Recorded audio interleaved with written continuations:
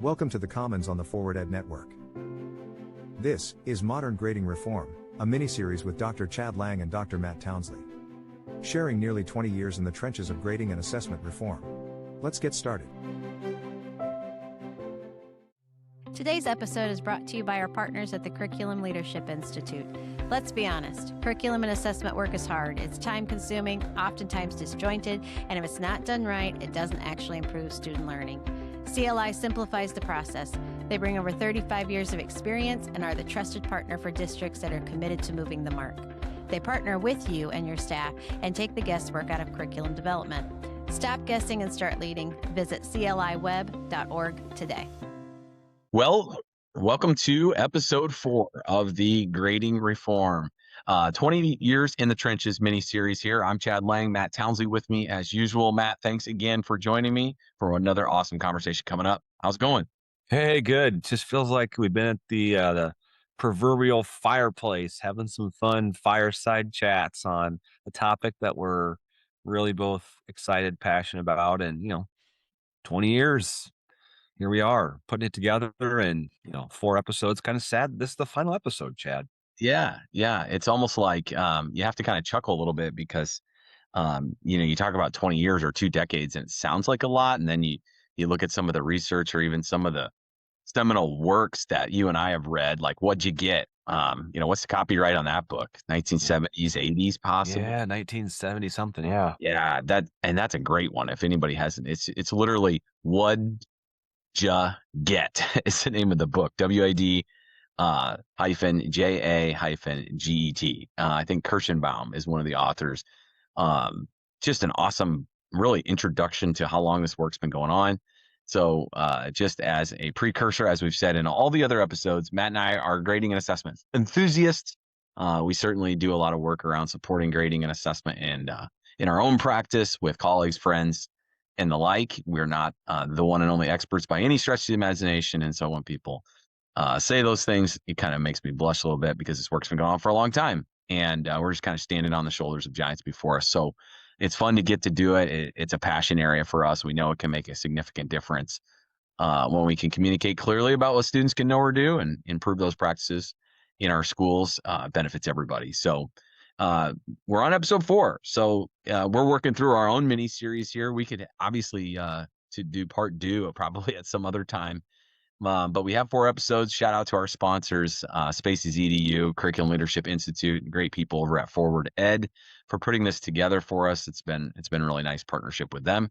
Check out their stuff if you want to learn more about what they do and how they can support curriculum, instruction, grading, and assessment. So thanks a lot for their partnership in this journey as well. Matt, this episode is going to focus on sustaining the work. And if it's hard enough to get it started and you're really thinking about all the efforts that school leaders or educators on this podcast have pondered, geez, it's a lot of hard work just to get started. What is going to be our thoughts on what has worked for sustaining the reform and kind of keeping that evolution of grading reform going in modern schools?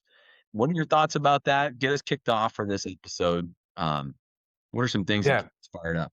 Yeah, Chad, for every one school that reaches out with a question, an email, a phone call, or a Zoom that says, hey, can you help us get started? At least in the past 5 or 6 years or so, I bet there's at least 2 or 3 that had started this work before and are doing some type of reboot. And so this topic, Chad, of sustaining the work, I think is incredibly important. I mean, you dig into some of Doug Reeves' work where he talks about initiative fatigue. And anyone who's been in education for a while is like, oh my gosh, we start this stuff. How do we keep it going? You'll hear effective school leaders and educators talk about like, what's our big rocks? Okay. How do we, focus our limited and precious professional development time to really help educators grow in the right areas? And so I think this topic today of sustaining grading reform is one that really can pay dividends for educators out there that are listening or watching to this. But I think, Chad, that there's a challenge, right? I mean, I've never talked with an educator who's like, you know what, we just don't have enough initiatives or changes going on around here. Usually it's quite the opposite. It seems like there's just so much flying down the pipe, whether it's, state mandated things we have to do or other, changes that school districts are making. Chad, why can't grading reform just be one more thing? I'm sure you've heard that phrase, Chad. Why can't grading reform just be one more thing?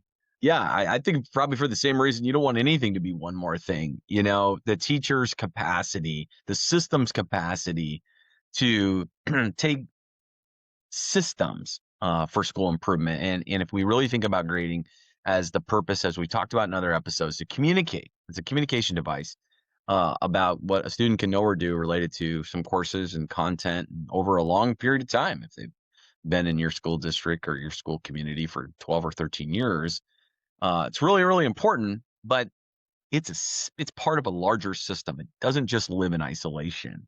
And so what's important about that is to think about what's the capacity for our staff to take on new learning that that bolts onto the successful levers we already have. And maybe some of them aren't so successful, but they work. We have these operating systems, these apparatus that seem to work. And schools are a little bit nuanced this way in terms of their community and their stakeholders and maybe technology, just how communication is working or not working. And then how does your grading and reform just dovetail into that system? I think it's really important to do. If it's just yet another thing, I could speak as a former teacher who has implemented standards-based grading reform years ago, as I mentioned in episode 1.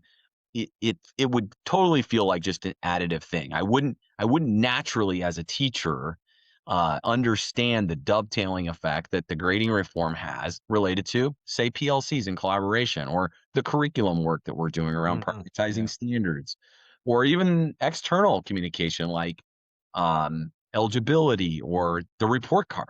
What's the connection there? I don't see it.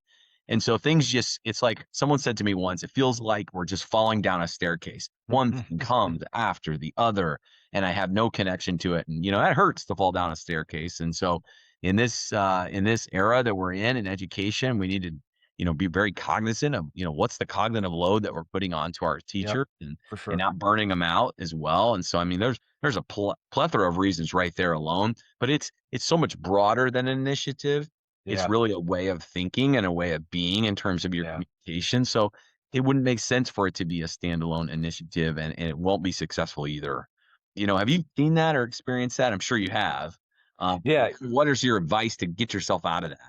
Yeah. So I think like what you said is whatever the solid foundation that's in place is building upon that. Or if there's just something else right now that just has a lot of synergy, like you mentioned the PLC process.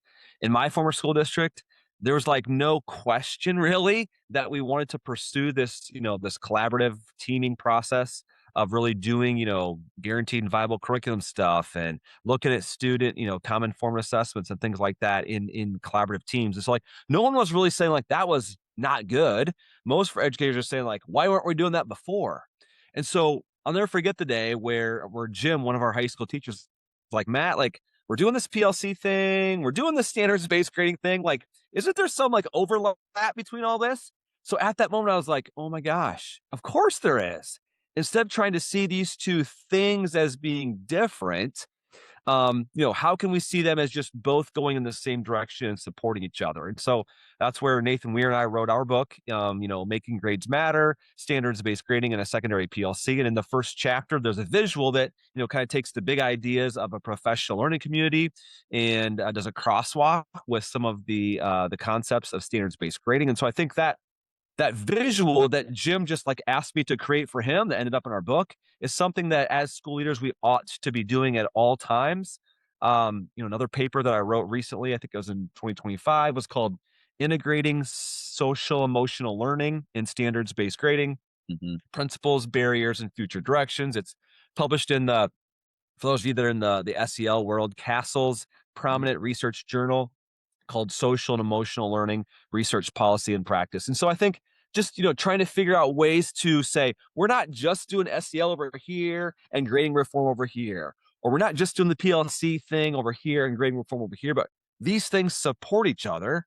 And so when you're doing this work, you're also doing, this other work as well to take some of that, that perception of everything feeling like a puzzle that's not yet put together. But Yeah. Chad, I also know that it's not. I mean, it's easy to say that. It's not. Right. It's not always easy to do that though in the midst of all of it. And so I just kind of feel like we gotta put the pieces together for staff, but we also have to help support the heck out of them, No doubt. even when the pieces aren't yet put together. What's your thoughts on, like, is it one-on-one conversations with staff Mhm. to make this happen in your perspective? Is it, creating crosswalks like Matt explained? Like, what's been your experience to help staff see these things as one rather than many? Yeah, I think one thing you can do, I mean, a lot of folks listening to this episode will be familiar with multi-tiered systems of supports for students, right? Like tier 1, tier 2, tier 3. There's like universal Mhm. expectations and universal instruction, and then building up towards more of a tier 2 and supporting those individuals just in timely specific cases, and then tier 3 pretty intensive. I think you have to think about building that same system for your adults. Um, a former first grade teacher, Jessica Jones, and I wrote an article one time about supporting new teachers that way. And so Mhm. I think we're going to talk about new teachers a little bit later in this episode, but just thinking about like programmatically, you don't have to hire more people. You just have to think about when it comes to grading and assessment reform, who's going to just go to our professional learning sessions or read an article and just get it, right? It's going to resonate with them. In fact, they may even become kind of a leader and talk through some examples with your colleagues.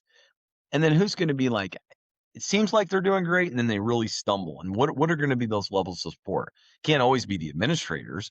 Are you going to have PLC structures? Are you going to have mentors? Are you going to have instructional coaches? Are you going to have school counselors or other support staff really, really well trained from the implementation or that initiation phase to be able to have sustainable support?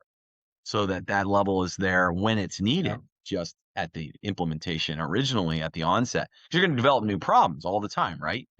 We hear this from schools all the time. And then intensive, like what could from a time intensity and from an availability, that's the other thing. It's like, how can we identify maybe that guiding coalition or that super small group of go-getters in our building? They're like, listen, we're your grading Yeah. casters. We'll come triage your situation. Doesn't matter we teach third grade and you teach fifth. It doesn't matter that I teach algebra and you teach chemistry.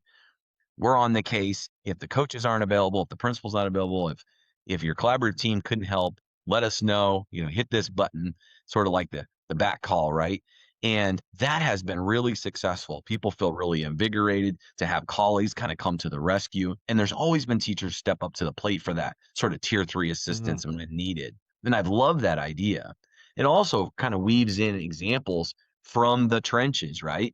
Like nobody wants to hear me come into their classroom and say, well, what did you do in 2009 when you had something similar? I mean, it might help if it gets them kind of over a short-term problem, but really they want to know you're dealing with students that have cell phones. You're dealing with students who have attendance issues just like me right now, maybe even the same students. And so the fact that that level of support's available, those are some ideas I've seen that have worked really, really well. Just thinking about varying the amount of availability of support around Yeah. grading and assessment, but also just the intensity of availability. And those can be stackable, of course. And then they can come and go as needed. And I feel like that just being thoughtful and mindful about how that system can be built out with all the people you have, Yep. basically at no cost, right? You're not bringing in some consultant flying in or driving in with a fancy briefcase and PowerPoint that only gets you so far and really maybe just get you started. Maybe you need a refresh every once in a while and some new ideas. But I think you have to build a system of support, as you've said, and Mhm. you probably have that in place, maybe in your new teacher mentoring program or your onboarding program, or maybe not. But maybe you have in other places within your system that you can say, hey, let's just think about how we could leverage um, this dynamite idea as far as our structure, maybe in our grading and assessment implementation. I think you just have to be careful you don't burn out the same people all the time. Yeah. Uh, so you're tapping some shoulders and really, lifting people up. Say, hey, is there any way that I mean, we've heard a lot of good things, or you've done some great work. Do you think you could jump on this task force for this year or do some sort of rotational basis? There's a lot of good ideas out there. I think one thing I'd add, fantastic stuff, Chad. I really appreciate that you brought up the idea of tiers. one conversation I had, just actually two conversations I had this past week with some school leaders were like, the question that they were asking was a good one, but I tried to help them reframe it. The question was like, how do we know if our staff are ready to implement standards-based grading, or what percent of them are? Great question, because they're trying to figure out like how to move forward with this work. And I encourage them to say, hey, that's a great question, but instead of thinking about this idea of grading reform as a whole, break it down to smaller components. All right. How ready are we with high quality task neutral rubrics? How ready are we with awesome high quality summative assessments? How ready is our staff to implement reassessments at a high level? And so like breaking down some of the big ideas of grading and assessment reform into smaller pieces, and then having some tool to actually get data. Think of it as like an implementation rubric for adults, and to find out, all right, let's think about this like we do with, elementary literacy. Let's give everyone a screener just to find out where they're at tier 1. And then let's provide with those experts that we have in-house that you're mentioning, Chad, let's use them to provide some tier 2 smaller group support, some follow-up support. Hey, these teachers need some additional help creating, rubrics. All right, who do we have on staff that can help out with that, right? And then there's of course like a tier 3, like, hey, we've dipsticked, not the person's not the dipstick, all right? We've dipsticked with the instrument. As it turns out, you're not making progress on this component, this aspect of standards-based grading. We've given you additional support in small group setting. You're still not there yet.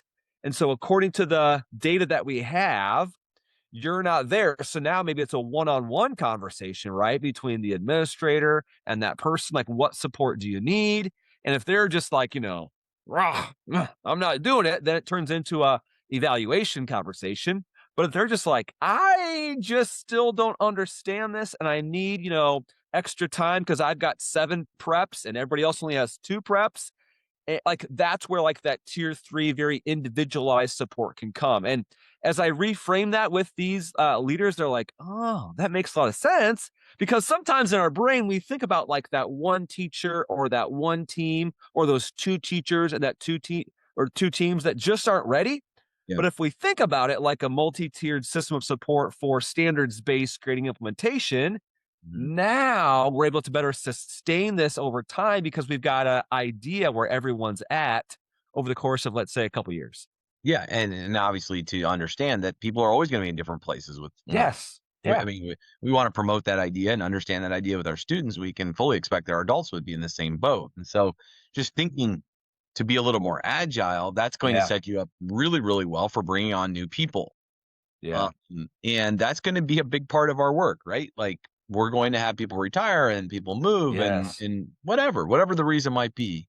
We're an organization just like any other place in schools, and we're human resources driven. So one of the things that I can share that I've seen been really successful in schools that have led long-term sustainability is clearly their marketing, that they are either standards-based, They're very proud of the fact that they work. They have oftentimes a great website or some great informational items. But put it on the job posting. Put it on the job posting. Yeah, let's be really clear. Like, what other organization wouldn't do that? If you're a construction site and you use only a certain kind of tools, like, you would probably advertise that, hey, if you're going to work for us, these are the tools we use. Doesn't mean you couldn't work for us. It just means that might be a hurdle for you. You may not want to apply. And I think what's been really, really hard for schools is just with teacher shortages nationally in the last few years, just to feel leveraged. And I think that's, while super understandable, and I've been there, I think you really have to think about the long-term play for your students, that getting people in, filling a spot or whatever, if it's not a perfect philosophical match to what it is that you really believe in, your core values, your core tenets, that grading purpose statement we talked about in episode 1, it's just going to be short-lived anyway, and everybody's going to be kind of miserable. Now, we can coach people up, and we want to make sure we have a system to do that. And the thing of it is no matter what, even if philosophically you can sort of recruit and hire with people who have sort of a modern grading philosophy in mind, you're still going to need a lot of coaching, because when we talk about those tiers of support, I like to think when we have those things in place, make sure we're working with those teams on understanding, are these teachers or these teams needing technical support or like adaptive Oh, change support? yeah. Because Fantastic. they just get all interwoven, Yep. and that can be, I mean, there's people that will wrestle with an electronic grade book so much so that they just want to throw everything out and start over. They're so fed up and they're so tired of dealing with just maybe the nuances of how it works, or maybe they're just not real techie as a person. And it's like all their frustrations being boiled up in technical considerations, technical problems. It's really limiting their ability to grow philosophically, and adapt to the professional learning and changes that we've been doing. So kind of hand in glove is like, do your systems have agility to meet both technical and adaptive Yep. change, right, Fantastic at the idea. same Yep. time? Great point. Great And point. then thinking about reaching out and making sure we're bringing on people that want to do the work that we do here.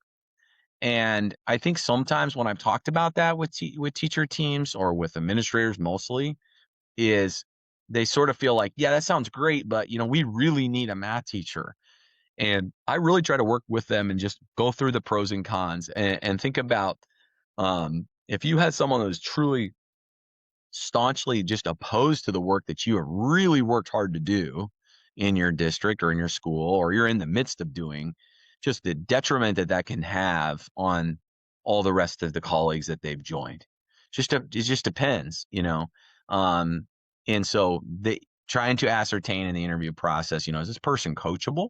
I don't care how many years of experience do they have, but are they a coachable person? Yep. Yep.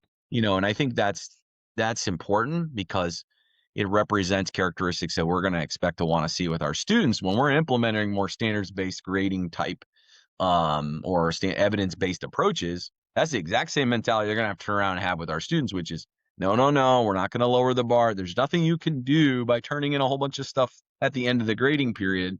What you have to know is what you have to know. And so, it's sort of like this idea of, if I'm coming in with that mindset about how I'm going to approach my work, it's going to be easier for me to translate that into the classroom as well. So that's sort of what comes to mind too, like schools that have just really been thoughtful Yep. about recruitment. And it's very easy to do, as you pointed out. Make sure you just put it in the job description, number one. You can't just put your mission and vision and your core values on a document. People are applying for lots and lots of different jobs. But when you get the opportunity to connect or maybe call and set up an interview or something like that, and then certainly, of course, in the interview process, there's all kinds of different things you could do to ascertain, the comfortability or knowledge base about, those practices that you're seeking to enhance in your school. Have you come across any kind of onboarding or mentoring or even hiring practices that you've seen that are similar to that?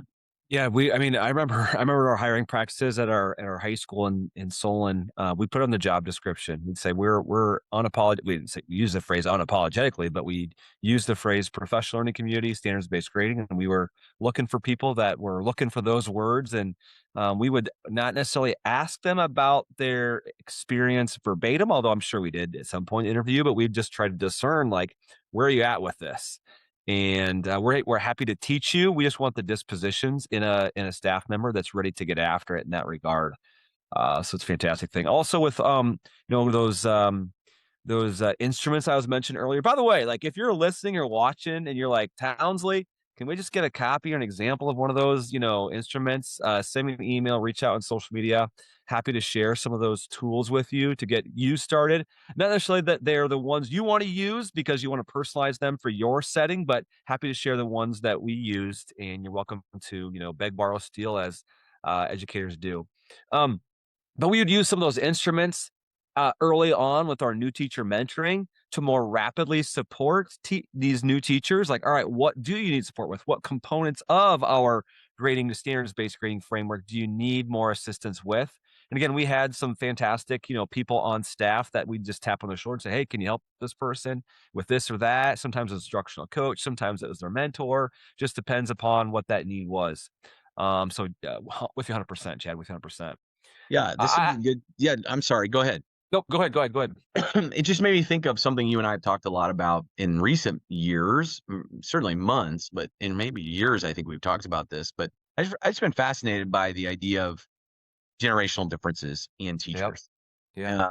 And if We're old now, Chad. We're old. We're the old. We're yes, cut. Yeah. I mean, yeah. yeah, we straddle the line. All to right. these All right. things. Fair enough. Fair enough. So I feel like we're a real good hybrid when it comes to who we can, take heat from or not. But when you're doing a lot of recruiting and onboarding of new staff, I mean, a lot of times they are new to the profession. They're not always new to the profession. They might be coming from another district with lots of experience, Yep. so on and so forth, which still requires a great deal of support and mentoring, mind you. It's just a little bit different, perhaps. But what I've really noticed, and I've talked to I've been to lots of college campuses, done a lot of recruiting that way, and I just flat out ask them, even if we didn't have an opening, and I just wanted to get to know, kind of anecdotally, qualitatively, unofficially, let me take some notes here. And it was really heavy on support, like mentoring and support, and is there people I can ask? That was a big kind of theme. And another big theme was, will I have an opportunity to lead? Well, can I be a part of this? Can I be a part of that? Right off the bat, which I thought was really neat. Now that's not always the case with previous generations when you get into, boomers and X and so on and so forth. If you do some kind of generalized research about those groups. So that creates a dissonance between, your teams when people come on board. But one of the things that, since I know grading is big on, it's, the big thing we're trying to work on is better communication, right? Like, Yep. Students know where they're at, parents know where they're at. The teacher knows where the student's at in relation to, hopefully some standards or some learning criteria. And so, when you juxtapose those, we're bringing in a generation of folks who really don't always like to speak to people face to face, or on the phone, right? Like picking up and calling someone doesn't seem to be quite as native, right? I'm not trying to create everybody as a monolith here. But that's generally the feedback. And so one of the things that I developed for a couple of schools, actually for the UNI Standards-Based Grading Conference I got to present at last year on a session of onboarding new staff, is just a quick script that you could provide to common grading questions you're going to get asked here. Because in the first couple of months, you might not have the levels of intensity set up to support all the grading and assessment questions that a new teacher has. Grading reform is a long-term shift, not a one-time program. As you listen to Matt and Chad unpack what works, here's a practical question. Where does the evidence of student learning actually live in your district? Spaces EDU is a digital portfolio and proficiency-based assessment platform that helps districts make learning visible. Students collect authentic evidence, align it to standards or competencies, and reflect on their growth over time. If your grading system is changing, the way you capture learning has to change too. Explore how at spacesedu.com/grading. And so I created this little script that are like, hey, these are the common questions they're going to ask. Nice. And these are the common terms that we use to respond. And if you know you're having a call coming up or even a visit, if you want me to help model it for you, this is old 𝗏𝗏𝗧𝗏 principle, right? I'll do that, or I can have a colleague sit in with you and kind of model it. If they're going to have a conversation and you can hear how they use the terminology. And that I think language is super important, right? I think the words that we use really, really matter. And so we want to make sure that we're starting to use the language of our organization, of our school, right away from the beginning. We don't want to unfurl talking about points and losing points and percentages and all of that, when really what they meant is they're not at the level of learning, for example. And so they might have 1 year of parent emails and phone calls where they use the wrong terminology. And what does that do to the whole system? I mean, it's kind of like a slow leak to the boat. So we could have prevented that. So if somebody wants to see that script, it's generic enough for you to adapt it in Google Docs, shoot me an email. I'm happy to share it with you. But that was just an idea we came up kind of on the fly of like, hey, we need to make sure. And what was fun about that is that we were able to collaborate to develop that in our school and say, does everybody who's already here use that same language and terminology? Nice. Agree why we would do that. Let's check on our grading principles. Let's check on our purpose statement. Why would we use the term evidence, for example, versus points? Why would we use the term practice instead of homework, maybe? And so working through those things, I love to include that in onboarding. And I think new employees have found it pretty helpful as well. Fantastic stuff, Chad. As we continue our conversation on sustaining grading reform, one thing that I just got to talk about, we just have to talk about together, is this idea of it's not just good enough to know all the right answers about grading and assessment reform. There's also this aspect of implementation science, change leadership, change management, whatever you want to call it. Yep. And as I read the headlines of schools that are, maybe not where they want to be, the fires are exploding in their school district, those news headlines.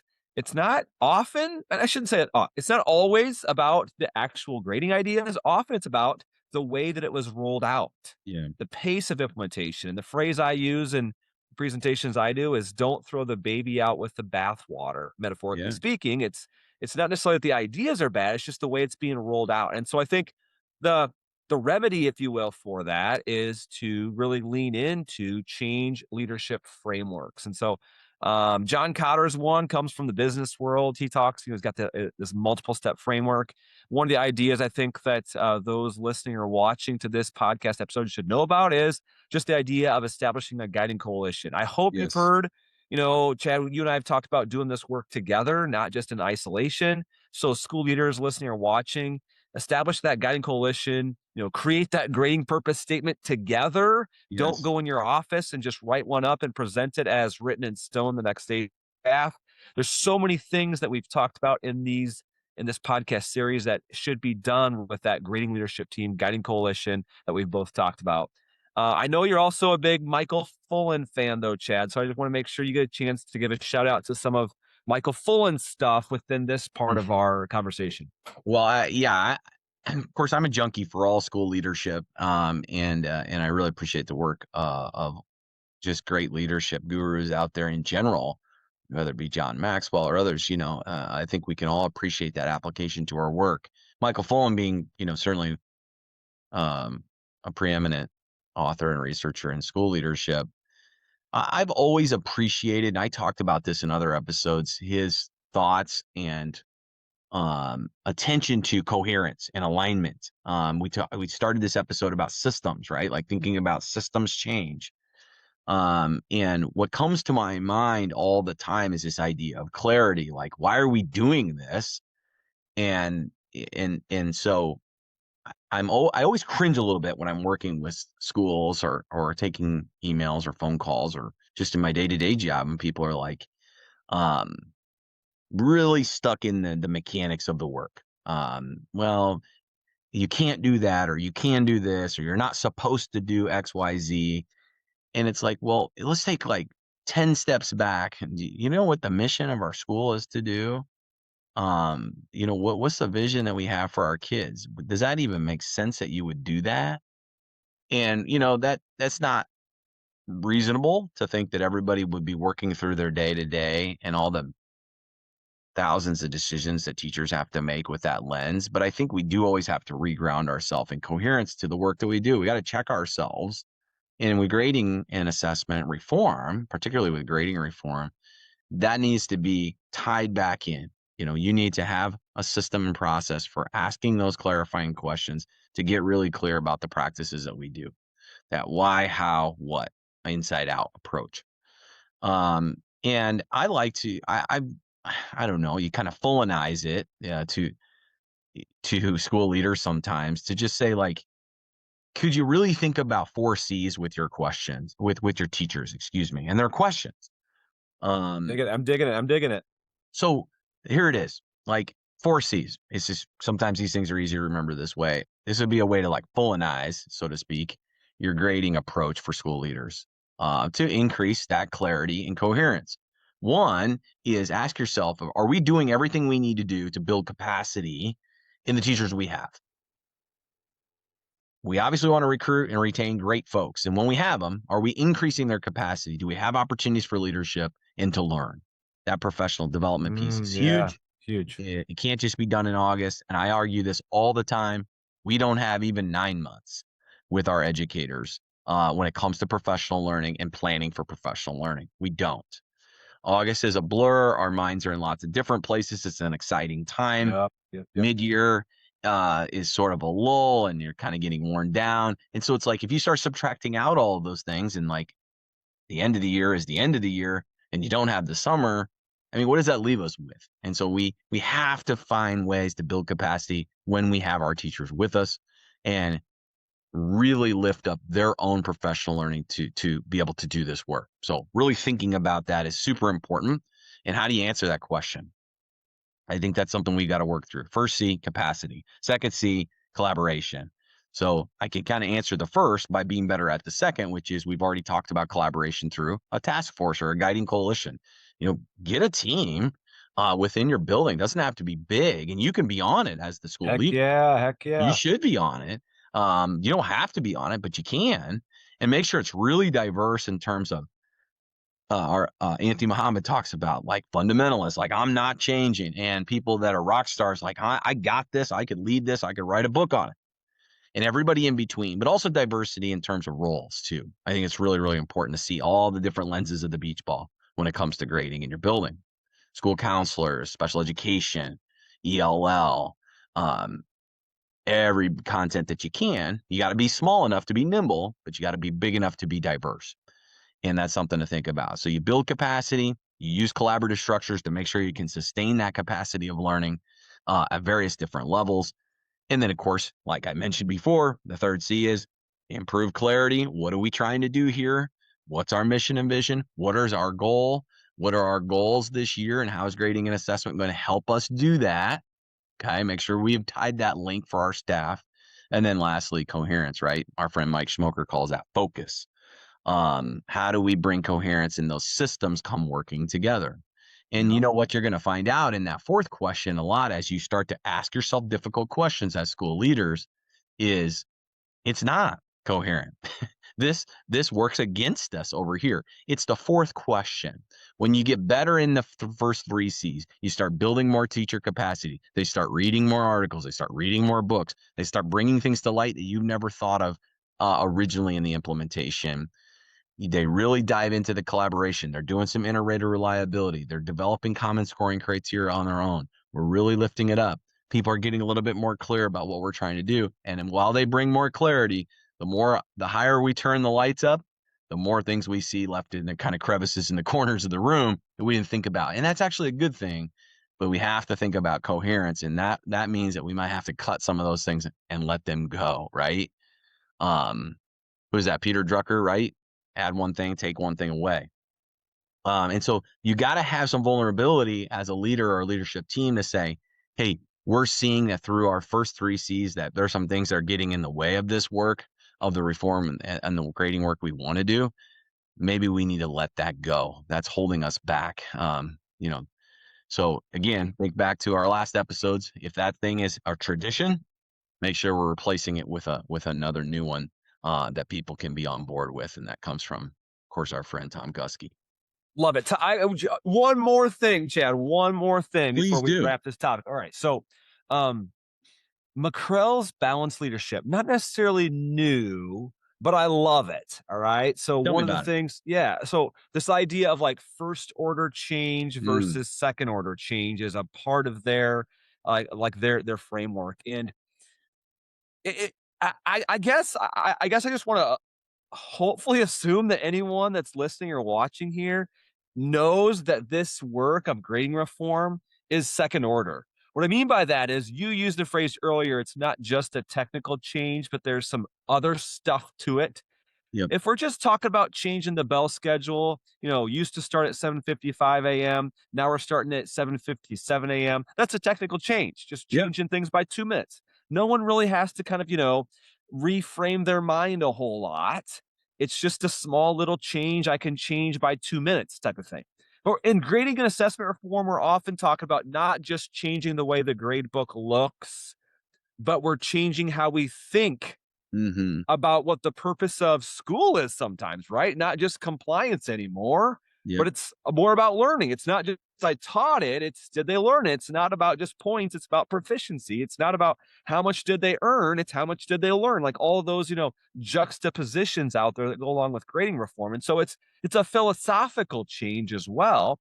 And so because it is both a technical and philosophical change for many, not all, Right.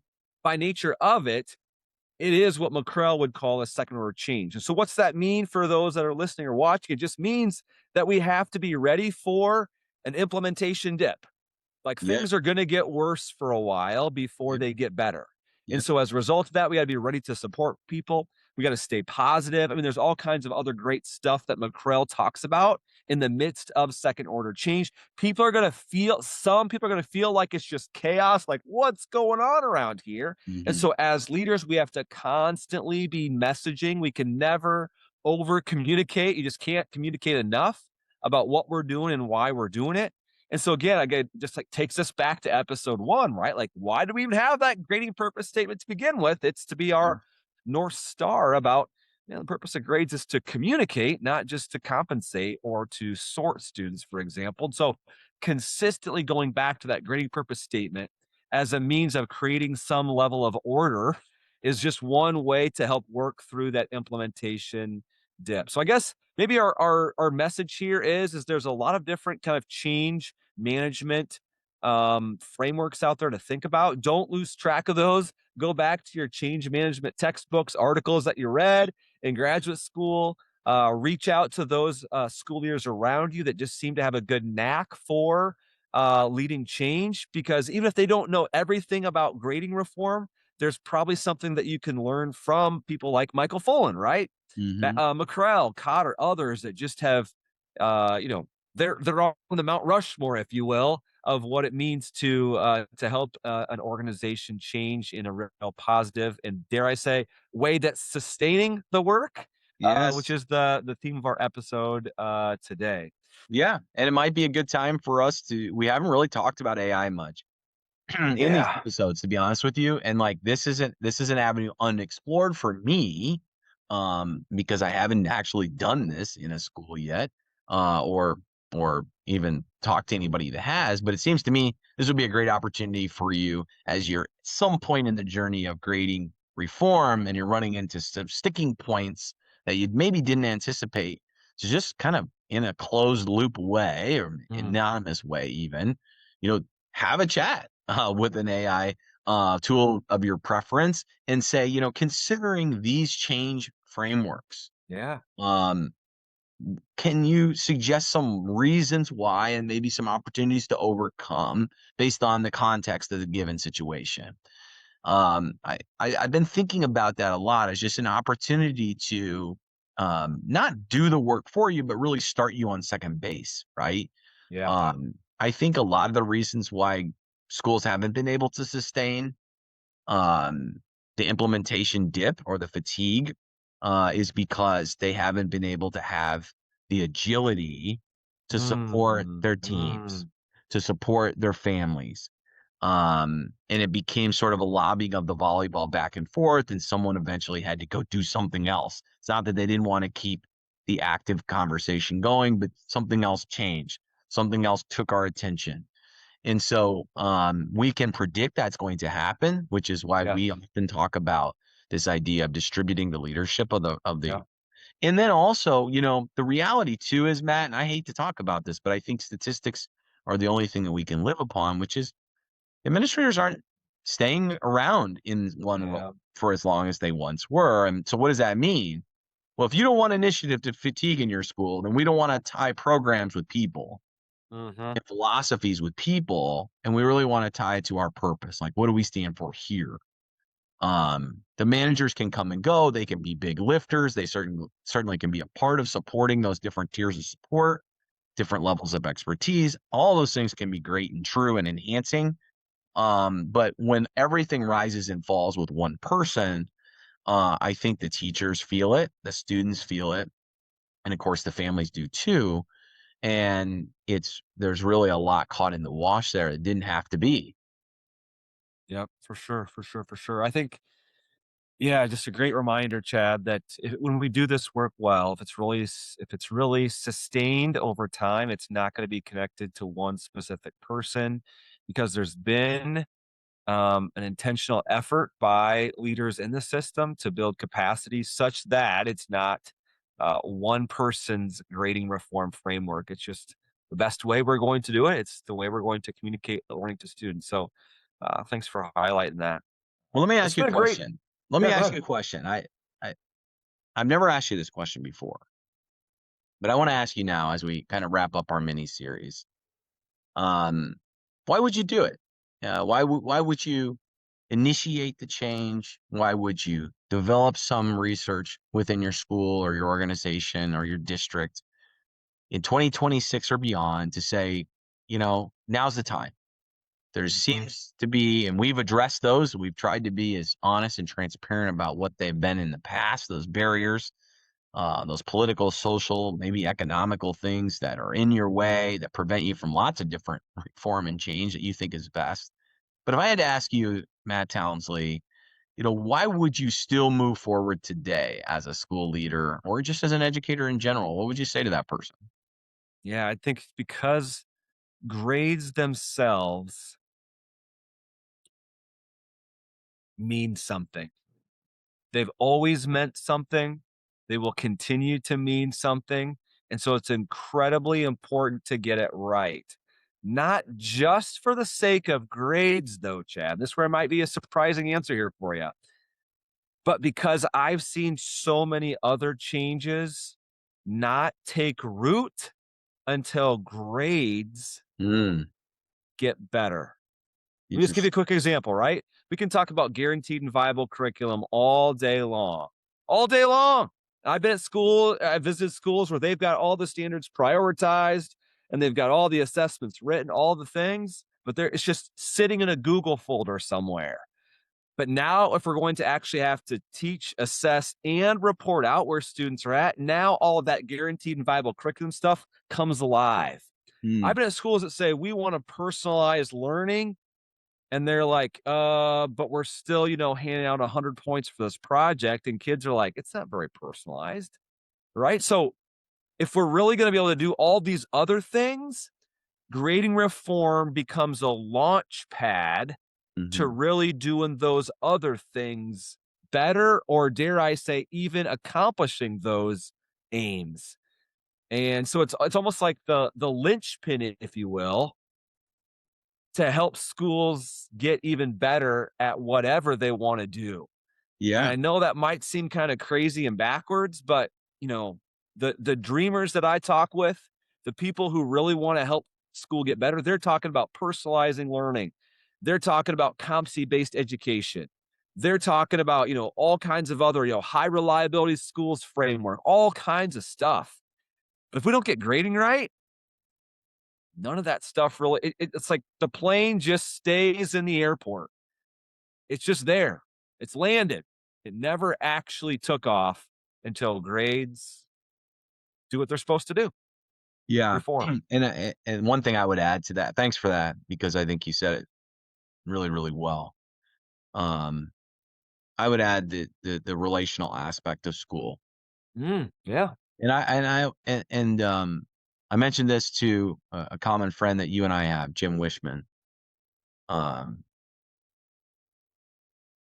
on a recent podcast, in fact, I said, network. Yeah, Forward Ed Network. Check it out. With Adam Bush there as well, was, we're in the belonging business at school. And, if you didn't know anything about Maslow's hierarchy of needs and you really think about it, I know that can sound like, oh my gosh, here we go again. But we have a great opportunity and responsibility to make sure that kids feel like school is a place where we can learn.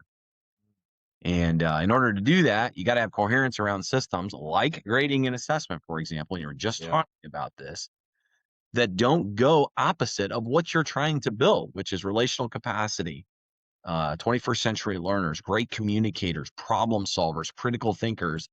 Yet everything's just kind of black or white. You either got it right or you got it wrong. And certainly there are right and wrong answers. I'm not alluding to that. But in terms of feedback and having conversations and iterative thinking and failing forward and being able to do that, you got to have a grading system that's going to allow you to do that. So often we hear we want kids to be able to do this and we want kids to be able to do that. Yet over here we have a 20th century system of grading and reporting that actually prevents them from doing that. Fair. And that's that coherence piece again, coming back to the 𝗠cie𝗱𝗲𝗿 approach I was mentioning, and you alluded to so beautifully as well. Well, Matt, obviously it's a treat. Just being the great privilege of calling you a friend is a treat. Likewise. And I'm honored to be able to get to do that and pick up the phone anytime I want and text or call you or have a Zoom. And of course, to get to do things professionally with you is a great blessing as well. We hope, of course, that this series of 4 episodes have kind of been fun and also provocative for you as a school leader or educator, or maybe just as a interested listener in the grading journey and how things have been in the last 20 years. It's been interesting, but it's been great. And we're excited about it more now than ever. Matt, take us back through the 4 episodes and kind of put a wrap on this. Yeah, that first episode was really fun. We took a real, maybe 50,000-foot view and looked at the state of grading reform, Yeah. where it's been, where it's going, why it's still important today. So that was kind of really a fun episode to do. If you happen to be listening to this one right now, you're on episode 4. Go back to episode 1 and get the big picture perspective there. Episode 2 was one I think that you and I have talked a lot about. Yeah. Which is getting started. All right, you're listening, you're watching. Like, how do we get started? How do we get started the right way? And so we talk about things like grading purpose statements and things like that, and getting a good foundation of grading policies in place, and to tap into some of the stuff we talked about today, doing that with other educators in the system through a guiding coalition. The third episode was one that I know that you and I were really itching to talk about because of our book, which is communicating with stakeholders. I think that there's a ton of great books out there. I shouldn't say a ton. I think there's a few really good grading reform books out there. But even the really good ones, you know what? I wrote one of them, just a tiny bit on how to communicate with parents. And so you and I said, we're going to do this. We're going to write the book to help help parents really understand all of this work. And so we kind of took our listeners backwards and said, what do you need to know when communicating with parents? And so whether it's parents, school board members, or others, community members, that's what episode 3 was all about, communicating without drama. That was probably an episode we've talked a lot about the most recently, Chad. And then, of course, this one, sustaining. I think it's one that you and I have talked little bits and pieces about over the years, but we've talked more about maybe the past couple months, perhaps. And so it was really fun to kind of put those pieces together for me and for our listeners here today. Chad, it's been fun. I hope that our listeners feel comfortable reaching out, whether it's on social media or via email, whether it's to get some example we talked about today or in one of the episodes, or just to set up a meeting to talk more about this. That's part of, we love talking to each other, but we also love talking to other educators from around the country and around the world as well. So Chad, wrap us up. It has been fun. We've, put our sweatshirts on, cozied up here in early 2026 to have some recorded conversations. Wrap us up if you would. Yeah, no problem. Thanks a lot for taking us through those recaps of the episodes. You can jump right on to Forward Ed. You can jump on the YouTube. You can check out any of those episodes in any order. But we're glad that you're here with us, no doubt, on this one.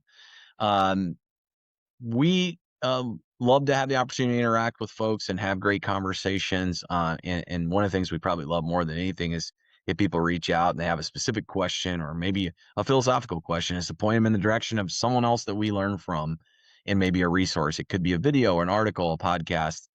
Both Matt and I are pretty passionate about curating all those resources. Matt's done a wonderful job on his website, and many, many people know about that over the last few years. And so I'll let him talk about that. You can check out previous podcasts that I've done, either as a guest or a host, on recalibrateedservices.com. You're welcome to follow me on LinkedIn, just Chad Lang there, and you'll see my picture. I'm happy to connect that way. And if there's anything we can do for listeners or fun collaborations, we'd be happy to do that. I don't want to speak for Matt, but on behalf of myself, thank you so much for following along. Thanks for doing everything that you do for kids. It's a great, noble profession. We need to continue to keep that at the forefront of our minds. Matt, how can folks reach out to you for all the wonderful expertise and resources you can provide? Yeah, probably the best way is just to hop on Google and type in the phrase, all things standards-based grading. All things standards-based grading. I'll take you to my website. Great curated resources on there, reading lists, podcasts, examples, blog posts, links to some of Chad's stuff, links to all kinds of people's stuff on there. All things standards-based grading will take you to my curated website there as well, and reach out. Happy to help. Well, thanks, Matt, for that. Again, thank you to our sponsors, Curriculum Leadership Institute, our friends over at Spaces EDU, awesome platform they got going there, and of course, all of our friends over at Forward Ed for putting together this podcast series. You can check out their great work and other podcasts they have at Forward Ed. And again, if you need anything, please reach out. We wish you the best, and thank you for listening. Thanks for spending time in the comments on the Forward Ed Network. You've been listening to Modern Grading Reform, a mini-series with Dr. Chad Lang and Dr. Matt Townsley. Honest conversations, practical insights, and better communication about learning. Join us for the next episode and find even more on the Forward Ed Network.